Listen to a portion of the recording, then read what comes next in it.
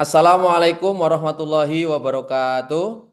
Waalaikumsalam Waalaikumsalam warahmatullahi warahmatullahi wabarakatuh. wabarakatuh. Selamat siang teman-teman semuanya. Siang Siang Pak. Kak, siang Kak. Ya, alhamdulillah semuanya baik ya, sehat-sehat. Alhamdulillah Alhamdulillah sehat sehat juga Pak. baik Pak, sehat. Baik Alhamdulillah Pak sehat. Baik sehat sehat-sehat. Pak. Baik, teman-teman, pada siang hari ini kita akan kembali berdiskusi tentang penyusunan laporan ilmiah dalam bahasa Indonesia. Nah, topik utama kita pada siang hari ini adalah penulisan kalimat efektif dalam penyusunan laporan. Sebentar, saya akan berbagi layar. Ya, teman-teman, materi kita pada hari ini adalah penulisan kalimat efektif dalam penyusunan laporan. Nah, capaian pembelajaran yang akan kita lakukan pada hari ini adalah kemampuan berkomunikasi efektif secara lisan dan tulisan menggunakan multimedia dan perkembangan teknologi informasi. Kemudian CPMK yang akan kita capai pada hari ini adalah kemampuan menyusun laporan hasil eksperimen secara tertulis sesuai dengan kaidah penulisan ilmiah. Kemudian sub CPMK yang akan kita capai adalah kemampuan dalam memahami struktur dan konsep dasar dalam menulis kalimat efektif. Kemudian kemampuan dalam membuat kalimat lengkap sesuai struktur yang tepat secara efektif dalam menulis ilmiah bidang engineering. Dan terakhir, kemampuan mengembangkan kalimat efektif sesuai konteks dalam bidang engineering. Nah, materi utama kita pada hari ini yaitu tentang penulisan kalimat efektif yang akan kita diskusikan ya secara rinci sehingga teman-teman bisa memahami secara penuh materi tentang penulisan kalimat efektif. Nah, secara definisi, kalimat efektif adalah gabungan dari beberapa kata yang memiliki makna yang jelas dan terstruktur. Ya. Nah, komponen penyusun yang harus ada dalam suatu kalimat itu minimal terdiri atas subjek dan predikat, serta objek untuk kelompok kalimat transitif. Sementara komponen penyusun lain yang bersifat tambahan yaitu pelengkap dan keterangan. Komponen subjek yaitu meliputi komponen berupa benda ya, baik itu benda hidup atau benda mati, yaitu seperti manusia, hewan ya, atau benda mati seperti meja kursi, gedung ya, atau peralatan ya, atau benda-benda yang lain. Nah, selain benda, subjek juga bisa berupa aktivitas, ya, bisa juga berupa peristiwa yang terjadi di sekitar kita. Nah, seperti dalam kegiatan-kegiatan keteknikan, mungkin proses produksi, ya, atau mungkin pendistribusian dan lain sebagainya. Nah, kemudian komponen yang kedua adalah predikat. Ya. Predikat merupakan komponen wajib yang harus ada dalam kalimat yang berisi kata kerja, ya, bisa juga berupa kata sifat, bisa juga berupa kata benda. Nah, ketiga komponen ini memiliki kewajiban yang harus ada dalam suatu kalimat agar kalimat efektif dapat membentuk makna yang jelas. Nah, selain subjek, predikat, dalam kalimat efektif juga membutuhkan komponen objek. Nah, komponen objek ini adalah komponen tambahan yang dapat menjadi wajib pada kalimat transitif karena memiliki predikat yang membutuhkan objek. Tetapi pada jenis kalimat intransitif, objek bukan merupakan komponen yang harus ada karena dalam kalimat intransitif cukup bisa dilengkapi dengan komponen subjek dan predikat. Selain itu, komponen penyusun kalimat yang lain adalah pelengkap. Nah, pelengkap ini berupa informasi tambahan yang terletak setelah predikat, ya, khususnya predikat untuk jenis kalimat intransitif, ya, atau setelah objek jika itu pada kalimat transitif. Nah, kemudian komponen terakhir adalah keterangan. Ya, keterangan ini adalah berupa informasi tempat, kemudian waktu, kemudian cara, kemudian syarat, sebab akibat, informasi berupa pertentangan, atau informasi-informasi lainnya yang memperjelas makna utama dalam suatu kalimat. Nah, selanjutnya kita akan melihat bagaimana komponen utama pembentuk inti kalimat dalam suatu kalimat. Ya. Nah, inti kalimat atau yang kita kenal dengan klausa merupakan komponen utama atau komponen penting dalam suatu kalimat sehingga dapat membentuk kalimat yang efektif. Nah, klausa dapat dikelompokkan menjadi dua jenis, yaitu klausa untuk kalimat transitif dan klausa untuk kalimat intransitif. Pada kalimat transitif, ya, klausa atau inti kalimat berisi komponen wajib yang terdiri dari subjek, predikat, dan objek. Sedangkan pada kalimat intransitif, klausa hanya terdiri atas subjek dan predikat. Nah, bagaimana bentuk kalimat transitif dan kalimat intransitif bisa kita lihat dari komponen kalimat berikut ini. Contoh, arus listrik. Arus listrik akan mempengaruhi kinerja organ tubuh hingga terbakar. Nah, arus listrik merupakan komponen subjek yang menjadi komponen utama dalam kalimat transitif. Nah, kemudian akan mempengaruhi ini adalah jenis predikat, yaitu predikat transitif yang membutuhkan kehadiran objek. Nah, ini adalah objeknya. Kenapa kok harus ada objek? Karena jika kalimat ini tidak memiliki objek, ya kalimat ini akan berbunyi begini. Arus listrik akan mempengaruhi hingga terbakar. Nah, ini adalah kalimat yang tidak efektif. Maka membutuhkan kehadiran objek. Nah, contoh kalimat transitif yang kedua yaitu biodiesel dapat mengurangi ketergantungan pada bahan bakar fosil. Nah, yang disebut subjek adalah biodiesel. Biodiesel ini merupakan komponen subjek karena menjadi informasi utama pada kalimat ini. Kemudian diikuti dengan predikat dapat mengurangi. Nah, ini adalah predikat. Nah, predikat ini adalah predikat transitif. Karena predikat ini diawali oleh imbuhan me sehingga membutuhkan kehadiran objek. Menjadi biodiesel dapat mengurangi ketergantungan pada bahan bakar fosil. Nah, pada bahan bakar fosil ini adalah objeknya. Nah, dari sini sudah bisa kita lihat bahwa komponen kalimat transitif itu membutuhkan komponen subjek, predikat, dan objek sebagai komponen utamanya. Nah, coba kita lihat pada kalimat yang terakhir. Pada jenis kalimat transitif, ya, ada kalimat produk tersebut membutuhkan proses produksi selama 1 bulan. Nah, ini produk ini bisa disebut sebagai produk tersebut itu disebut sebagai subjek. Kenapa disebut subjek? Ya, karena ini sebagai informasi utama. Nah, kenapa di sini kata tersebut masuk menjadi kelompok kata di subjek? Ya, berbeda dengan dapat mengurangi. Nah, ini informasi utamanya di kata mengurangi, dapat sebagai kata pendukung. Kemudian produk tersebut, informasi utamanya itu di produk, sedangkan kata tersebut sebagai kata pendukung. Kenapa ini ada di belakang kata produk dan kenapa dapat ada di depan kata produk? Nah, ini merupakan gabungan kata yang biasa disebut dengan frasa. Nah, gabungan kata atau frasa itu tidak harus selalu di depan kata aslinya atau di depan kata utamanya. Ya. Frasa juga bisa terdapat di akhir kata utama. Sehingga seperti contoh pada produk tersebut.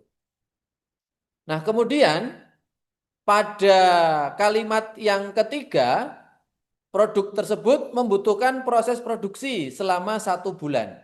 Nah, kata produk tersebut itu menjadi subjek. Sementara kata membutuhkan itu menjadi predikat. Ya, kemudian apa yang dibutuhkan oleh produk tersebut? Apa? Kira-kira Mas Jarot mungkin bisa menambahkan? Produk tersebut membutuhkan apa di situ? Oke, mungkin Mas Jarot belum mengaktifkan mic-nya Mas Jarot sehingga responnya tidak bisa terdengar. Ya. Oh, Mas Jarot. Oke, atau Mas Diandra. Mas Diandra saja. Ya, Pak. Ya. Ini setelah ada predikat membutuhkan, berikutnya adalah komponen apa itu? Mas Diandra bisa Objek, Pak. mengaktifkan kameranya. Objek, Pak. Komponen apa? Objek, Objek. Pak. Objek, Pak. Objek. Oke, terima kasih Mas Diandra. Oke. Ya, terima kasih, Pak. Nah, Terima kasih. Sama, Pak. itu kan diikuti oleh selama 1 bulan ya, Mas Jarot. Kira-kira selama 1 bulan itu sebagai komponen apa, Mas Jarot? Keterangan, Pak. Keterangan waktu. Keterangan waktu, baik. Nah, ini untuk jenis kalimat transitif, ya. Nah, itu membutuhkan objek. Kalimatnya membutuhkan objek. Nah, sementara untuk kalimat intransitif, kita lihat kalimat intransitif jenisnya seperti ini, ya. Nah, contoh, ketersediaan sumber daya energi fosil semakin terbatas. Nah, pada kelompok kalimat intransitif seperti ini, eh, kira-kira ini di bagian awal, Mas Jarot mungkin bisa melihat ketersediaan sumber daya energi fosil itu sebagai apa?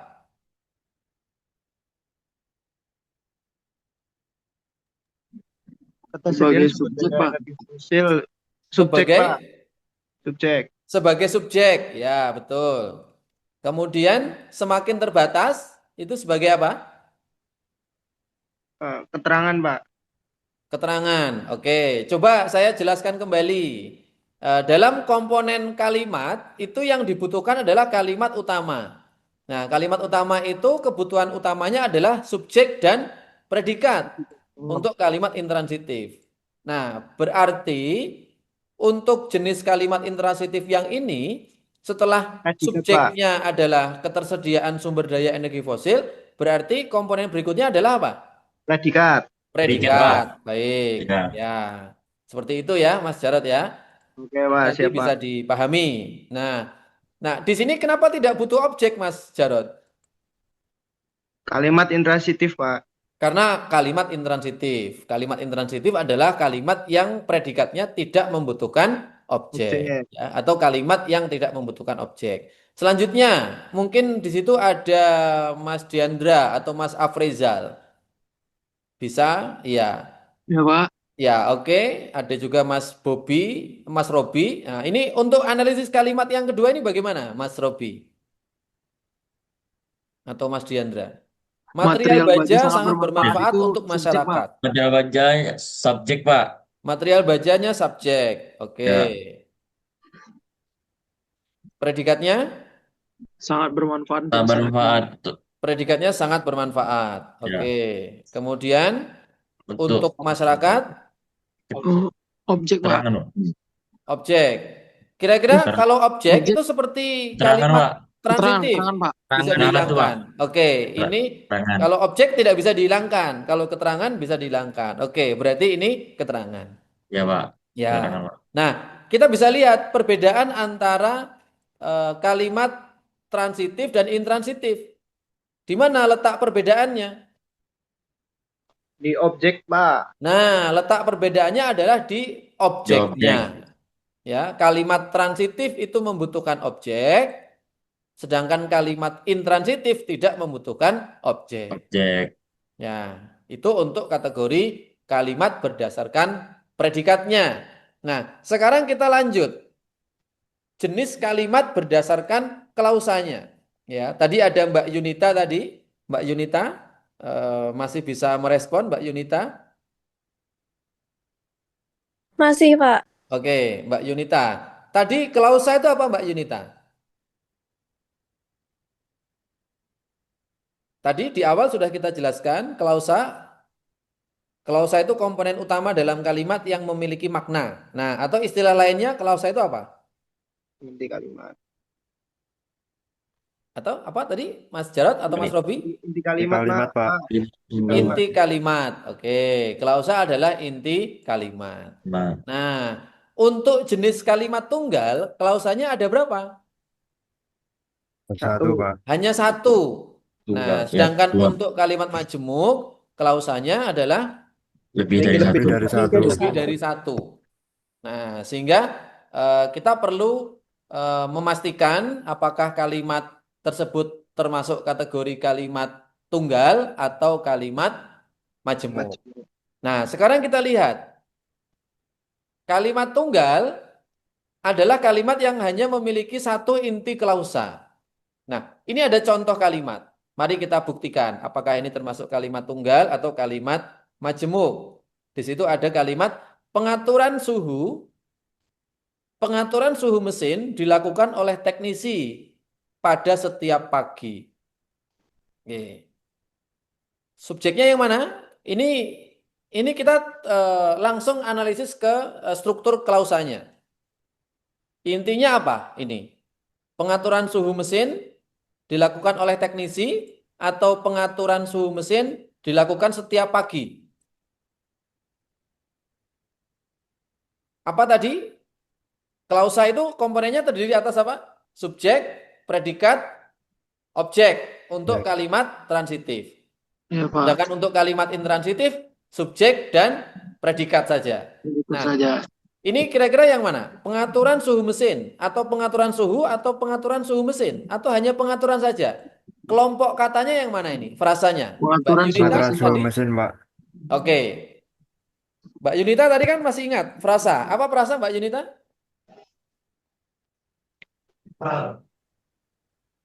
Kelompok kata. Oke. Berarti ini adalah subjeknya. Ya, pengaturan suhu mesin. Dilakukan. Nah, ini kata kerja ya, Mas Devin ya. Ini termasuk apa, Mas Devin? Predikat, Pak. Predikat. Oke, itu adalah predikat. Oleh teknisi. Objek, Pak. Objek, betul. Ini kalimat pasif ya. Nah, kalau kita ubah menjadi kalimat aktif, bagaimana? Nah, teknisi memeriksa atau teknisi melakukan. Pemeriksaan suhu mesin setiap pagi. Nah, betul. Teknisi melakukan pengaturan atau pemeriksaan suhu mesin setiap pagi. Nah, kira-kira begitu ya. Nah, ini bisa kita hilangkan kata padanya biar lebih efektif. Nah, ini sama. Model kalimatnya sama. Seperti itu. Jadi teknisi sebagai subjek, melakukan sebagai predikat, pengaturan suhu mesin sebagai objek. Setiap pagi sebagai keterangan. Nah, ini namanya kalimat tunggal. Kenapa disebut kalimat tunggal? Karena intinya cuma satu. Intinya hanya satu. Pengaturan suhu mesin dilakukan oleh teknisi. Ini intinya. Nah, kita beri blok ya, warna. Nah, kemudian untuk kalimat versi yang kedua, intinya di sini. Ya, saya beri blok juga warna kuning. Nah, seperti inilah yang disebut dengan kalimat tunggal. Karena intinya hanya satu. Atau klausanya hanya satu. Sampai di sini mungkin Mas Robi bisa paham untuk kalimat tunggal? Paham, Pak. Baik. Kita lanjut untuk jenis kalimat majemuk. Ya. Nah, kalimat majemuk ini seperti perbedaan tadi pada kalimat intransitif dan kalimat transitif, pada kalimat majemuk dan kalimat tunggal juga memiliki perbedaan. Di mana letak perbedaannya? Sekarang kita cek. Pada kalimat supaya resiko keselamatan dapat dihindari, ini kira-kira berisi subjek atau predikat atau objek atau keterangan. Atau kalau kalimat ini kita balik, bagaimana bunyinya? Setiap pekerja harus mematuhi aturan K3. Aturan K3 supaya risiko keselamatan dapat dihindari. Nah, ini sama ini. Nah, Kalau kita analisis dari kalimat yang kedua dulu, versi yang kedua, setiap pekerja ini sebagai apa? Objek. Subjeknya. Objek. Harus mematuhi sebagai apa? Predikat. Predikat. Predikatnya. Oke. Terus mematuhi apa, Mbak Yunita? Aturan K3. Mematuhi aturan K3. Sebagai apanya itu? Objek. Sebagai objeknya. Nah, terus sisanya supaya risiko keselamatan dapat dihindari, ini sebagai apa? Keterangan. Sebagai keterangan, Keterangan, Pak. betul sekali. Keterangan apa? Kalau ada supaya, ada agar, ada sehingga, nah itu keterangan apa? Pak. Keterangan agar. Agar itu untuk. Nah, itu keterangan apa? Agar, supaya, untuk. Itu keterangan tujuan. Ya, jadi keterangan itu kan tadi ada macam-macam ya. Ada keterangan Ya, Pak. tempat, ada keterangan waktu, ada keterangan cara, ada keterangan syarat, ada juga keterangan pertentangan, ada juga keterangan tujuan. Contohnya seperti ini. Nah, kalau struktur kalimat ini memiliki satu atau dua kalimat, nah ini nanti bisa kita sebut menjadi kalimat majemuk. Nah, sekarang kita lihat di bagian supaya risiko keselamatan dapat dihindari, ini ada kalimat baru tidak? Tidak. Tidak ada. Nah, supaya ini sebagai apa? Supaya itu sebagai kata hubung Kata atau hubung. sebagai konjungsi. Nah, menghubungkan antara apa? Antara kalimat setiap pekerja harus mematuhi aturan K3 dan risiko keselamatan dapat dihindari. Nah, berarti risiko keselamatan itu sebagai apa? Subjek. Pak. Objek. Dapat dihindari sebagai apa? Predikat. Predikat. Iya, betul. Jadi, ini bisa disebut sebagai subjek 2, ya. Kenapa? Karena itu sebagai tambahannya. Ya kan? Sedangkan dapat dihindari disebut sebagai predikat 2, ya. Nah, ini setiap pekerja harus mematuhi aturan K3, ini sebagai induk kalimatnya atau disebut sebagai inti kalimatnya. Sementara risiko keselamatan dapat dihindari itu sebagai apa? Anak kalimatnya. Kenapa? Karena sebagai kalimat tambahan. Nah, disitulah mengapa kalimat ini termasuk kategori kalimat majemuk. Karena memiliki apa? Memiliki dua klausa, ya, lebih dari satu klausa, lebih dari satu inti kalimat. Nah, inti kalimat yang pertama adalah setiap pekerja harus mematuhi aturan K3. Inti kalimat tambahannya adalah risiko keselamatan dapat dihindari. Nah, ini contoh kalimat majemuk yang pertama. Untuk kembali lagi ke contoh soal yang pertama tadi, maka ini tinggal kita balik saja. Supaya risiko keselamatan dapat dihindari itu sebagai keterangannya. Kemudian setiap pekerja sebagai apa, Mas Devin? Subjeknya, ya. Kemudian harus mematuhi sebagai apa, Mas Devin? Objek. Harus mematuhi Predikat, Pak. predikatnya. Nah, aturan K3 sebagai Objek, Pak. objeknya. Nah, seperti ini. Ini sama saja, hanya membalik kalimat, ya. Yang awalnya ini anak kalimat di belakang, gitu ya. Nah, kemudian kita pindahkan yang awalnya anak kalimat ini ada di depan, kemudian kita pindahkan ke belakang. Kemudian yang awalnya ini induk kalimat di belakang, ya, nah kita pindahkan ke depan. Nah, itu contoh kalimat yang pertama. Coba kita cek contoh kalimat yang kedua. Biodiesel yang dihasilkan dari minyak nabati dapat memberikan keuntungan berupa reduksi emisi gas berbahaya. Kira-kira kelompok katanya yang mana ini? Mas Devin, coba Mas Devin. Biodiesel yang dihasilkan dari minyak nabati itu subjek, Pak. Ah, iya betul. Biodiesel yang dihasilkan dari minyak nabati itu sebagai subjeknya Dapat memberikan keuntungan itu predikat. dapat memberikan keuntungan. Oke. Kira-kira Mbak Yunita atau Mas Robi dapat memberikan keuntungan atau dapat memberikan saja? Pak, memberikan saya, Pak. Nah, dapat memberikan saja. Kenapa? Oh, Karena itu kan kata kerjanya ya, Mas Devin ya. oh ya Pak. Nah, itu kata kerjanya. Terus memberikan apa, Mbak Yunita? Keuntungan berupa reduksi emisi gas berbahaya. Nah, keuntungan berupa reduksi emisi gas berbahaya. Ini sebagai objeknya. Nah, maaf, ini bukan subjek ya, predikat. Nah, Predikat. ini. Nah, ini kan tadi kita sedang mencontohkan kalimat majemuk. Ini sepertinya majemuknya ada di mana, Mas Rizky? Mas Rizky Pradita mungkin bisa ikut menganalisis. Mas Rizky, ini kan ada biodiesel yang dihasilkan dari minyak nabati dapat memberikan keuntungan berupa reduksi emisi gas berbahaya. Eh, ini majemuknya di bagian yang mana, Mas Rizky? Majemuknya di bagian dapat memberikan keuntungan, Pak.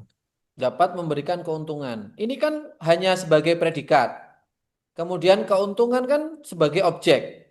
Nah, munculnya majemuk di mana? Karena kan harus muncul satu subjek lagi dan harus muncul satu predikat lagi. Dari objeknya, Pak.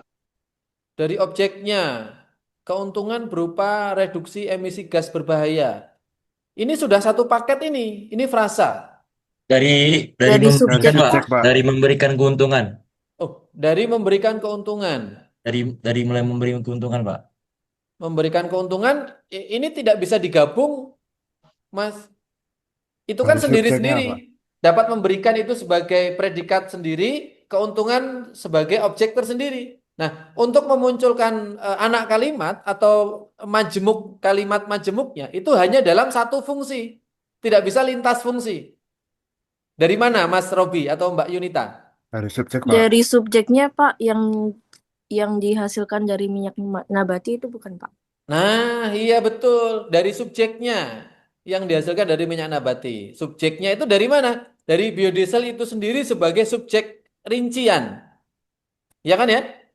Ya. Nah, biodiesel Iya, itu Pak. sebagai subjek rinciannya, yang dihasilkan itu sebagai predikat Predikat. lebih rinci lagi, atau anak predikat ya disebut ya.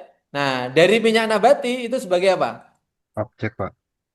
Bukan. Dari itu Oh, berarti keterangan. asal. Ini dari Keterangan Pak. Keterangan. Oke, Keterangan. ini dari keterangannya. Nah, jadi di dalam subjek ini terdapat kalimat baru. Ya. Di dalam subjek itu terdapat kalimat baru, yaitu apa? Biodiesel itu sebagai anak kalimat yang menempati unsur subjek, ya. Kemudian dihasilkan ini anak kalimat yang menempati unsur predikat, dan dari minyak nabati itu anak kalimat yang menempati unsur keterangan. Nah, dari sinilah bisa kita lihat komposisi kalimat majemuk. Nah, ini bisa disebut sebagai kalimat majemuk bertingkat. Kenapa? Karena di dalam satu kalimat ya, itu terdapat kalimat baru. Ya, di dalam satu kalimat terdapat kalimat baru, yaitu apa? Nah, di sini ini ada subjek tambahan, ya, ini ada subjek 2, kemudian ada predikat 2, dan ada keterangan 2. Nah, inilah yang disebut dengan kalimat majemuk bertingkat. Kemudian di contoh yang pertama tadi, ini analisisnya bagaimana? Analisisnya begini, subjek, predikat, objek, keterangan. Nah, di dalam keterangan itu terdapat subjek, ya, subjek 2 itu risiko keselamatan, dan predikat 2 dapat dihindari. Nah, strukturnya menjadi seperti ini. Seperti itu teman-teman. Nah, ini untuk bekal teman-teman dalam mengerjakan tugas 2 ya. Tugas 2 bagi teman-teman yang belum mengumpulkan tugas 2.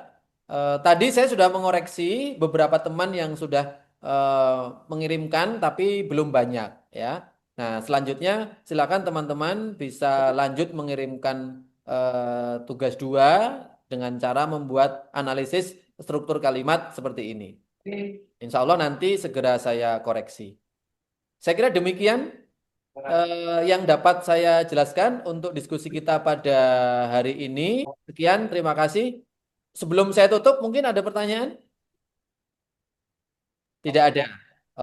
Sekian, terima kasih. Saya akhiri. Wassalamualaikum warahmatullahi wabarakatuh. Waalaikumsalam warahmatullahi Waalaikumsalam warahmatullahi wabarakatuh. Terima kasih. Terima kasih, Pak. Terima kasih, Pak. Terima kasih, Pak.